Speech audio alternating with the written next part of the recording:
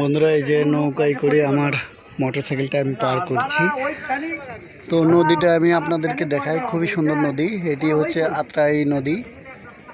আত্রাই নদীটা আসলে খুবই প্রশস্ত এবং গভীরতাও ভালো আছে, শুকায় না। চাচার বাড়ি কোন জায়গায় হলো? গ্রামের নাম মনিয়ারি।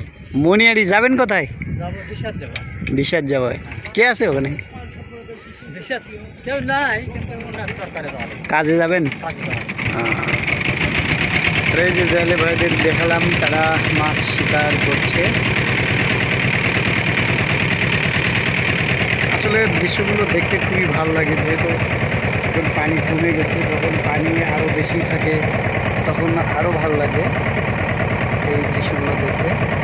তো বন্ধুরা, যদি কোনোদিন আসেন আত্রাইয়ের সংস্কারা বাজারে আসবেন। সংস্কারা বাজারে এই যে